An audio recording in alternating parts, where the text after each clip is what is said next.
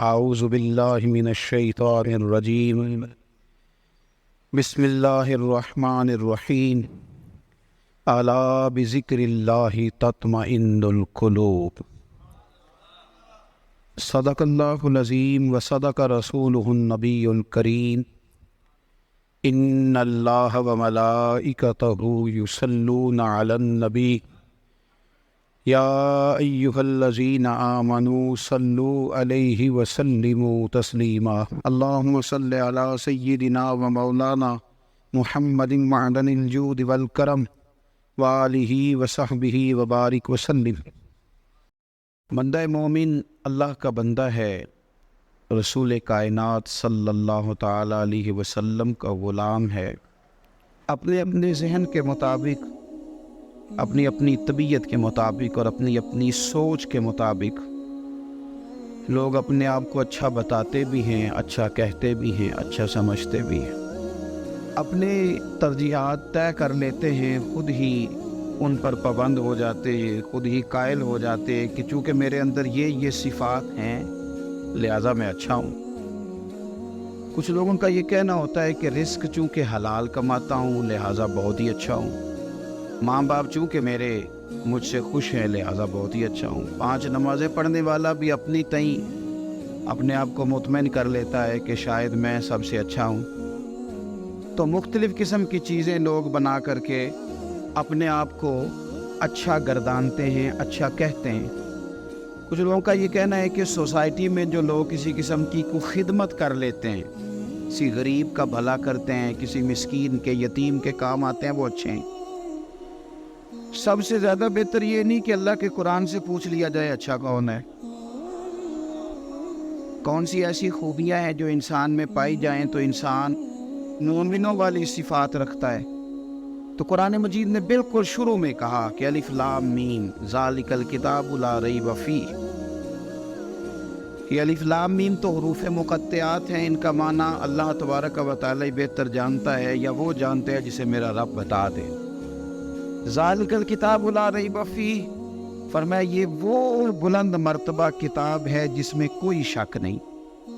یہ نہیں فرمایا قرآن میں شک کیا نہیں جاتا، قرآن پاک میں شک ہے نہیں۔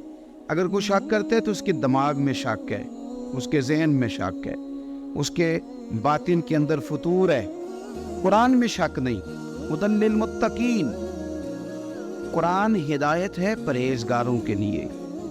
ویسے تو قرآن مجید ھدی للناس ہے، تمام لوگوں کے لیے ہدایت ہے، پر قرآن سے صحیح ہدایت اخذ وہ لوگ کرتے ہیں، حاصل وہ لوگ کرتے ہیں جو پرہیزگار ہیں، اللہ سے ڈرنے والے، تقوی اختیار کرنے والے، متشابہات سے بچنے والے۔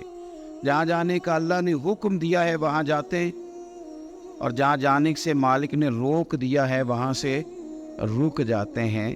وہ حقیقی نفع لیتے ہیں۔ وہ کون ہیں؟ تو اللہ فرماتے ہیں وہ لوگ ہیں الذین یؤمنون بالغیب، یہ وہ لوگ ہیں جو غیب پر ایمان لاتے ہیں۔ غیب کیا ہے؟ غیب کی تعریف ہے کہ وہ چیز جو حواس خمسہ سے بھی معلوم نہ ہو اور عقل سے بھی ماورا ہو، اسے غیب کہتے ہیں۔ مومن غیب پر ایمان لاتا ہے، تو پھر غیب پر ایمان کس طرح لاتا ہے؟ وہ غیب پر ایمان اس طرح لاتا ہے کہ وہ عقل سے تو معلوم نہیں کر سکتا تھا، حواس خمسہ سے تو معلوم نہیں ہو سکتا تھا، لیکن مدینے والے محبوب نے اسے بتا دیا ہے۔ رسول کریم صلی اللہ علیہ وسلم کو وحی کے ذریعے جن چیزوں کی خبر دی گئی، اطلاع دی گئی، حضور نے امت کو بتائی، وہ غیب کی چیزیں۔ وہ کیا ہیں؟ قبر، حشر، قیامت، جنت، دوزخ، فرشتے، یہ ساری چیزیں غیب ہیں۔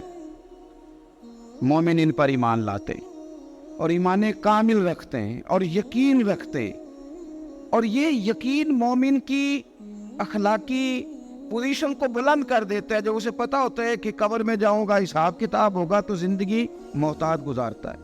جب ایمان کامل رکھتا ہے، قیامت کے دن اللہ کے حضور کھڑا کیا جاؤں گا، تو پھر وہ اس دن سے ڈرتا ہے۔ وَلِمَنْ خَافَ مَقَامَ رَبِّهِ جَنَّتَانِ، اور پھر جو ڈرتا ہے، رب کہتا ہے میں اسے 2 جنتیں عطا کروں گا، اسے 2 جنتیں دی جائیں۔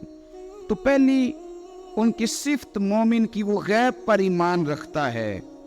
یہ میں نے بھی دیکھنا ہے، آپ نے بھی دیکھنا ہے، وہی پر ایمان کتنا ہے. ہماری آنکھوں کے سامنے کیا ہر وقت دنیا گھومتی ہے یا قبر حشر کا بھی کوئی نقشہ نگاہوں میں رہتا ہے؟ دنیا کے مد و جزر، حساب کتاب، پیسے کا لین دین، جائیداد کی خرید و فروخت، یہی صرف ہمارا زندگی کا سرمایہ حیات ہے یا آخرت کے لیے بھی کچھ جمع کرنے میں کامیاب ہوئے؟ یؤمنون بالغیب کی عملی صورت بھی کوئی ہماری زندگی میں ہے؟ پھر قرآن مجید نے کہا وَيُقِيمُونَ الصَّلَاةَ. مومن کی دوسری صفت یہ ہے کہ وہ نماز قائم کرتے ہیں. نماز قائم کرنے کا معنی ہر مفسر نے یہی لکھا ہے کہ قائم کرنے کا معنی یہ ہے کہ تو نماز ظاہری آداب کے ساتھ بھی پوری ادا کرے اور باطنی آداب کے ساتھ بھی ادا کرے. تیرا لباس پاک ہو، جگہ پاک ہو، نماز کا وقت موجود ہو، نیت تیری حاضر ہو، یہ ظاہری آداب ہیں. اور تیرا باطن نماز کے ساتھ جڑا ہوا ہو، تو اپنے قلب سے، روح سے اپنے مالک کی بارگاہ میں حاضر ہو. کس طرح؟ خود میرے کریم محبوب علیہ السلام نے بخاری مسلم میں وضاحت کر دی، فرمایا رب کی عبادت اس طرح کرو کہ تم اسے دیکھ رہے ہو، اور اگر یہ نہیں ہو سکتا تو اتنا ہی کر لو کہ وہ تمہیں دیکھ رہا ہے. اس کیفیت کے ساتھ آپ نماز پڑھتے ہیں تو باطنی آداب بجا لاتے ہیں. پھر فرمایا وَمِمَّا رَزَقْنَاهُمْ يُنْفِقُونَ، جو ہم نے انہیں دیا ہے اس میں سے ہماری راہ میں خرچ کرتے ہیں. اللہ کی بارگاہ میں صدقات، خیرات، زکوٰۃ، ان کے ساتھ رب کا قرب حاصل کرتے ہیں. اللہ نے جو تقسیم رکھی ہے کہ بعض کو مالک امیر بنا دیتا ہے، بعض کو غریب بنا دیتا ہے، تو وہ پھر صدقات کو ٹیکس نہیں سمجھتے، وہ کسی کو دینے میں بوجھ محسوس نہیں کرتے، وہ سمجھتے ہیں یہ تو مالک کی تقسیم ہے، میرے اس نے ذمہ لگایا ہے، میں نے دینا ہے.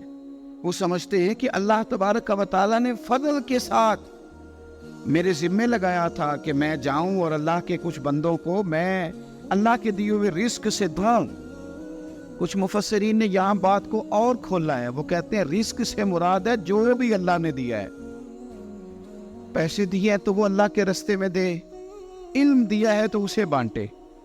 اگر کسی کو اللہ نے معرفت دی ہے تو اپنے فیض سے لوگوں کو قریب کرے اللہ کے، وہ پھر وہ علم آگے بانٹے، وہ تقسیم کرے. تیرے پر جو کچھ بھی ہے نا دیا ہوا تو رب کا ہے، تو نہ بچا بچا کے تو رکھ اسے، تیرا آئینہ ہے وہ آئینہ، شکستہ ہو تو عزیز تر ہے نگاہ آئینہ ساز میں، تو اسے بانٹنا شروع کر، تو دینا شروع کر. اور لوگوں کا خیال ہوتا ہے کہ بانٹنے سے کم ہوتا ہے، نہیں، بانٹنے سے پڑتا ہے.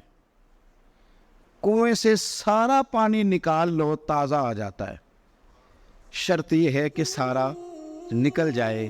آپ علم جتنا بانٹتے ہیں اتنا یہ بڑھتا ہے. آپ جب بات کر رہے ہوتے ہیں، علم دے رہے ہوتے ہیں، تو وہ صرف دوسروں پر اثر تو نہیں کرتی. جب آپ بات کرتے ہیں تو آپ کی بات آپ پر بھی اثر کرتی. تو آپ کا علم بانٹنے سے مضبوط ہوتا ہے، وہ دینے سے بڑھ جاتا ہے. اس لیے حضرت مولا علی شیر خدا رضی اللہ تعالیٰ عنہ فرمایا کرتے تھے کہ علم مال سے بہتر ہے، مال کی حفاظت کرنی پڑتی ہے اور علم بندے کی حفاظت کرتا ہے، وہ اس کے گرد حصار بنا دیتا ہے. حفاظت جو اللہ نے تجھے دیا بانٹ اس کے رستے میں. پھر مومنوں کی صفت بیان کی.